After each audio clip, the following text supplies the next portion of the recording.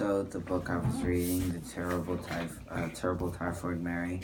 Okay, I cannot hear well, I'm sorry. Repeat. The Terrible Typhoid Mary. Yes.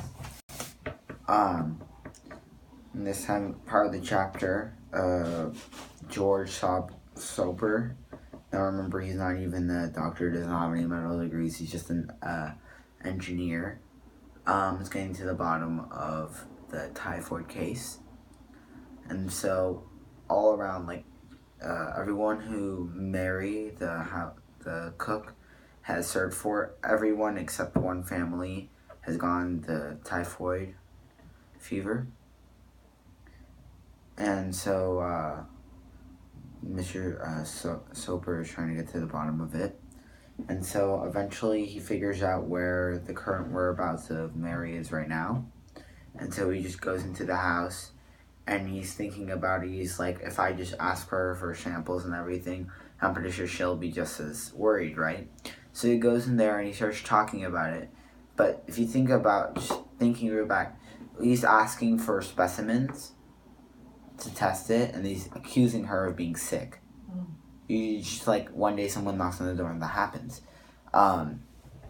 He's asking for your poo, he's asking for your blood, he's asking for your urine.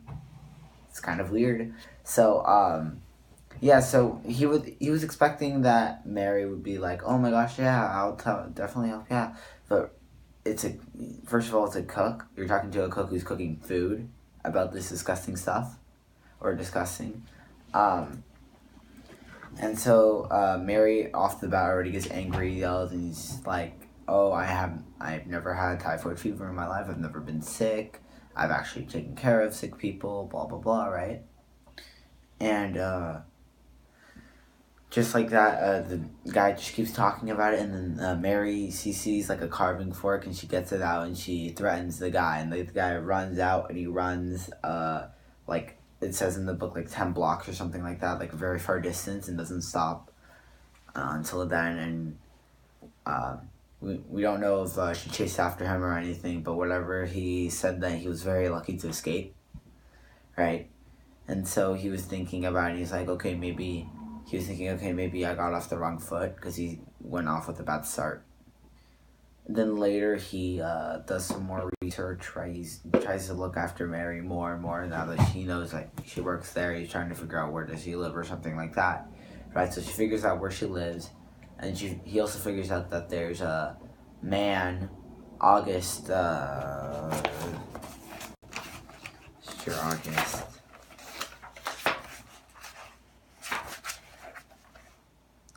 Brehoff, which is a man who lives on the top floor. And every night, Mary would go up and she would serve him supper.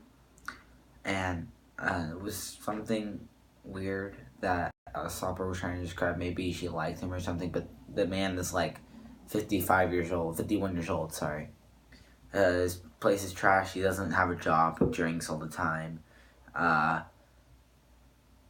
So eventually, while he was drunk, Soper went to him and he was trying to ask him for information, right? So he got a bunch of things out of him, and eventually he asked where is the actual apartment, the actual complex, the actual room is where Mary lives, and so he gave that away. And so Soper was trying to sought out a second chance of trying to ask, but he wouldn't do it alone this time. He would bring someone else, which he's not very that important, but he's he's a medical doctor. He. Okay, that's fine. So he brings another medical doctor, and he actually rehearses what he's gonna say to her and everything, because he does not want to go in the wrong foot again. So both of them are waiting in front of her room as Mary's just climbing up the stairs, right? And then when she finally gets up there, all of a sudden she's angry right off the bat, seeing the same guy again. And so they talk a bit, and they say that, oh, we're afraid of you being endangered or whatever. And if you think about it, thinking her perspective, she might be like, you're gonna make me lose my job even if you're correct, right? So just thinking logically, yeah, that makes sense. And so eventually they still do not get the specimens. He does need the specimens though, or else he can't report to the New York Public Health, and he can't submit his discoveries or whatever, because he needs the evidence of the specimens. Because what is he trying to get from her? exactly. Like I said, poo, her urine, her blood, so you can find the typhoid in there. Because he believes she's a healthy carrier.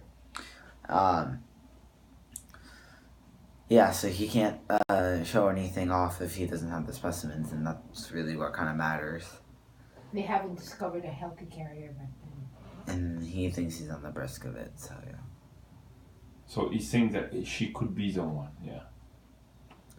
But then again, people back then, there was so many typhoid fevers all over. It could have been just coincidence that she happened to be there all the time. She happened to leave at the same time as the end of it. And she happened to, she just happened to be there. And it could have been all coincidence, so he needed, like, more solid evidence. So, yeah. Okay, so that's good still? Yeah. But then, yeah. But then that one family that didn't have it, apparently the people who lived there, they all had typhoid fever one time in their life. And apparently if you survive the typhoid, your body gets, like, just like any other disease, your body builds up immunity to it, of the specific disease or fever or whatever. So, I don't understand. How does the disease get communicated from one to another? Well, she should cook. The contamination, she probably went to the bathroom. Yeah.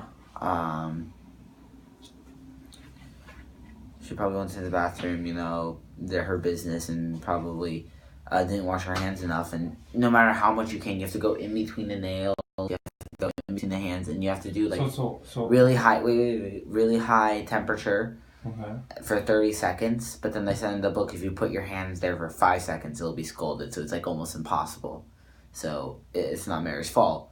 And then when she would go out to the kitchen again, she would cook. And of course she would use her hands, and then they would go to like raw fruit, like she said, one of her famous dishes back then, like I said like earlier, it's like some ice cream with some like peaches, right? Yeah. Yeah. So. But so then it's a I don't know what it's a virus. What is that? It's a fever. It's a bacteria. What is it? It's a bacterial infection. I don't know.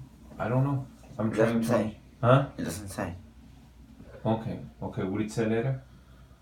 Maybe. Yeah. That's the thing you need to look. Can you look later on the web what it is? Try, yes. To understand? Yes. Or that boring you, or that's no, okay? it's not boring me. Okay. Allez, thank you.